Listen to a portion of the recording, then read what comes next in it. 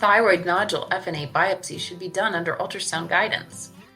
This improves diagnostic accuracy by confirming needle placement within the nodule of interest. It also helps to reduce the frequency of non-diagnostic results. When setting up for ultrasound-guided thyroid FNA, it's important to make sure that the patient is appropriately positioned. Lay the exam table flat and place a pillow under the patient's neck and shoulders to extend the neck. This allows for thyroid nodules in the lower poles to be visualized. Now let's talk about what equipment you'll need. You'll need to clean the neck, either with alcohol prep pads or iodine solution. You should also use a sterile probe cover. First, place gel over the ultrasound probe itself before placing the sterile probe cover on top. You'll also want to use sterile gel on top of this when performing the FNA procedure, as this will allow for a clear image. Thyroid FNA biopsy should be performed using a 25 or 27 gauge needle. The needle is often attached to a 6 to 10 cc Lauerlock syringe that is filled with 1 to 2 cc's of air, allowing for some negative pressure within the system. Also, a free needle approach can be used. Many patients prefer to have the FNA procedure performed under local anesthetic. We usually use lidocaine. The lidocaine should be injected into the skin and soft tissues along the same needle track that you would take for the FNA biopsy procedure. Lidocaine should not be injected into the thyroid itself. Now that you have all your equipment set up, it's time to get started with the FNA procedure.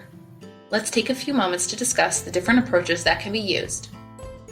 There are 2 probe options for thyroid FNA, the linear probe and also curvilinear or microconvex probe. There are 2 common approaches utilized in thyroid FNA, the parallel approach and perpendicular approach. The parallel approach is the most common approach used. The perpendicular approach may allow for FNA of deep nodules. Let's review both in a little more detail. With the parallel approach, the needle is oriented and introduced at either end of the mid portion of the transducer in parallel to the long axis or sagittal plane. Using this approach, the needle can be tracked from its point of insertion along its entire path and ultimately in the nodule.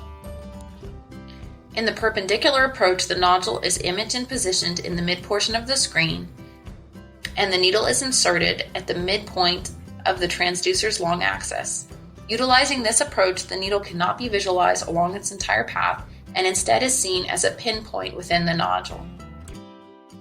The curvilinear probe has a small curved footprint. This probe can be rotated in plane, allowing for a more vertical needle orientation to be utilized. This allows for the FNA of deep nodules while allowing for the entire needle path to be visualized during the biopsy procedure. The needle is inserted under ultrasound guidance with the bevel up to improve visualization and then advanced into the thyroid nodule of interest. Once there, the needle is moved in a back and forth motion at a rate of 3 cycles per second for a total of 3 to 6 seconds before being removed. The whole procedure should then be repeated. When rapid on-site evaluation of FNA smears is available, generally 2 to 3 passes into the thyroid nodule in different areas is recommended. The smears are then stained and evaluated under the microscope for adequacy. Adequacy is defined as at least 6 groups of 10 or more follicular cells. You now know the basics of how to perform thyroid nodule FNA. Let's go practice.